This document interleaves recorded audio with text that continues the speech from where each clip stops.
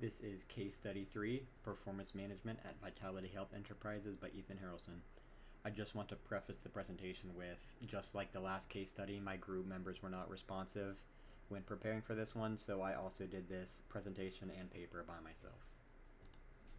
A little bit of background information.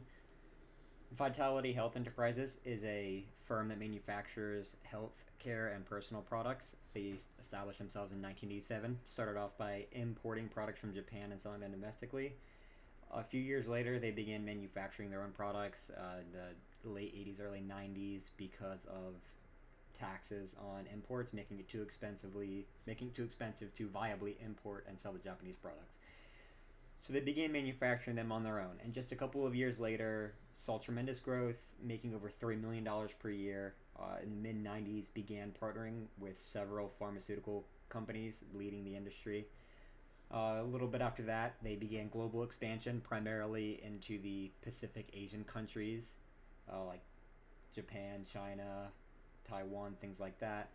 And around the economic crisis of 2008, they had about 7,000 employees domestically and globally, and were brought temporary stagnation by the 2008 economic crisis, but better than most companies around that time. And after that, they continued growth without much of a loss. Issue identification. So after having 6 straight quarters of strong revenue growth, James Hoffman, the Senior Vice President of Human Resources, was worried that the possibility that the success of the company could change focus away from performance management, essentially that they would become complacent with their success and stop working as hard. And some of this reason was that they had a high employee turnover and were falling behind in terms of product launches. So their marketing team missed several product launch dates, and they lost their place as the leading company in the industry in innovation. And the employee turnover was bad because it was their talented research scientists that were having a high turnover rate, quitting and hiring new staff members frequently, more than a company should and more than they wanted to. So they started falling behind their competitors. So the combination of the employee turnover, complacency of employees, and the decrease in market control, all happening at the same time, was cause for major concern. This was inevitably going to lead to poor performance, and that's the job of performance management to fix. A big reason behind this, as well as the other things I just mentioned, was their employee review system. They had an employee review system that wasn't as good as it could have been. It was unfairly rating employees on a scale similar to that of grading papers in school, where it's A, B, C, D, E, F, and there's the pluses and minuses for each one. And it essentially caused most employees to be lumped in together around the C plus to B range, a couple distinguished in A, but it was really hard for particularly good employees to stand out when everyone was getting graded the same, especially the time and manner of which they did their employee reviews. Just like any other business, they're subject to the business cycle, meaning certain times of year they're going to perform better, certain times they're going to perform worse. And so when you grade one employee in a busy portion of the year and another employee at a worse portion, it looks bad on the one employee that may not have been performing as well, but that might have been because of the business cycle and not necessarily the fact that they were performing worse at their job. And that, along with everyone getting a pretty similar rating and not distinguishing employees, it was a problem. So issue resolution, first of which was that they had a new employee scoring system. This was done on a percent basis rather than a letter basis. So they broke it down as a standardized performance metric, separating people into top achiever, which is the top 10%, regular achiever, which is the middle 75%, low achiever, bottom percent, and then unacceptable, which is the bottom 3%. And this is a way to compare all employees to each other. So rather than employees being graded on a scale uniform, it was graded on in a sense of one employee being compared to the other. And in addition to that, it solved the other problem of potentially the business cycle affecting their reviews, because what they did was do all their performance reviews at the same time. Another thing they did along with the new performance review, they adjusted the way they did salary and bonuses. So there's a scale that I don't have here in the presentation, but it was in the paper, and it demonstrated your base salary and then how you got bonus adjustments based on how you performed. And along with that was potential stock options depending on where you were in the company. But the biggest thing about this was the standardization of employee reviews. Like I said, that they did them all at the same time of year in January, figuring that this would limit external factors affecting employees' different performances. and this seemingly helped resolve the issue. Best method, in my opinion, was the new system in general, while the standardization and the salary and bonus adjustment were impactful. I think that creating an entirely new system was better. At the bottom of the paper, it gave employee comments. Most of the comments in which people were judging the new system harshly, a couple were judging it well, but in some of the secondary research I did, the overall employee satisfaction went up from about 34% to a little over 51%. So there was more employee satisfaction with this system.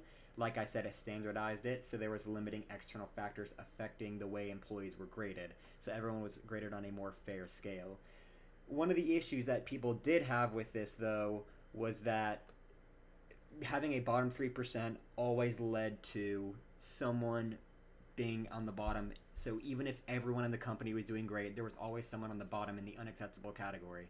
So if everyone was doing good and there's still someone on the bottom, it makes them seem like they're performing worse than others. And another concern of theirs was them talking about how a particular department performing one way might make them look bad, because even though they perform well, if another department performs better, given the time of year or how sales are going or something along those lines, they might get a better rating.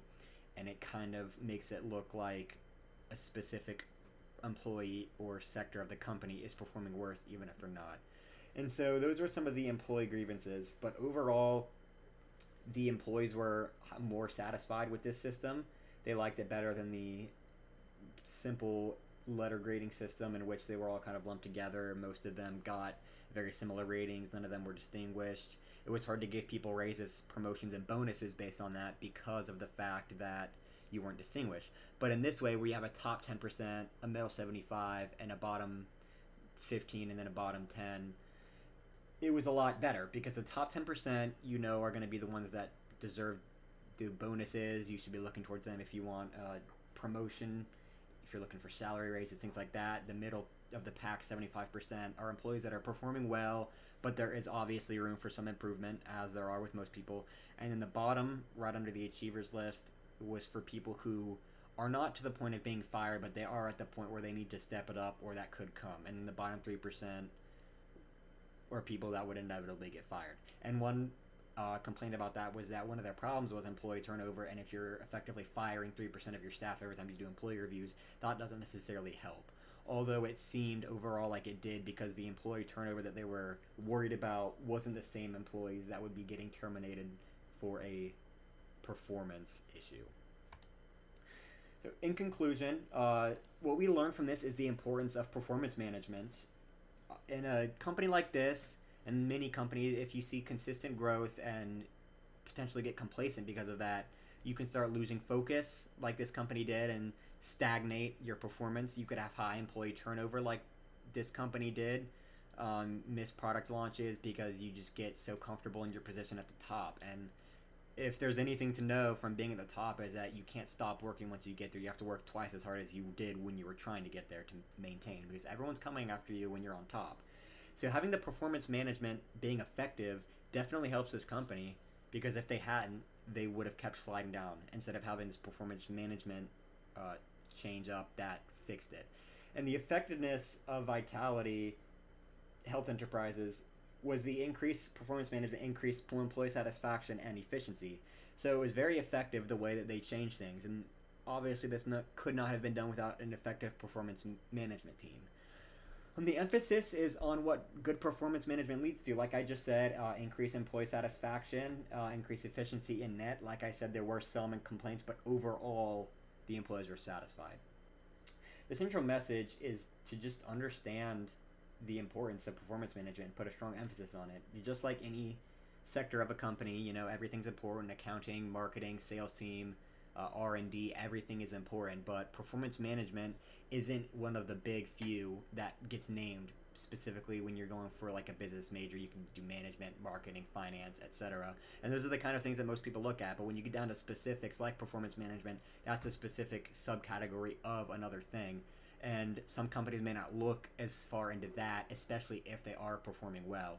Luckily, the performance management team at Vitaly caught their issues before they got too bad to bring them down the totem pole, so to speak, of their industry, and were able to turn things around by switching the system, decreasing the employee turnover with the scientists, ideally getting back on track with the product development and being good with innovation. And so it just really goes to show how much this does affect companies, because had they not, they would have gone down as they were. And it was just that one specific category, that one team of performance management and HR that was able to turn everything around. I mean, if you have 10 things going right in a company and one thing going wrong, it's chain is only as strong as its weakest link. A company can't succeed unless everything is working. And so performance management is something that, in what I've been learning and from what I've done so far in the business school, is sometimes overlooked. And I think this case is just a good example of why you should focus it and why you need to focus on it. Thank you.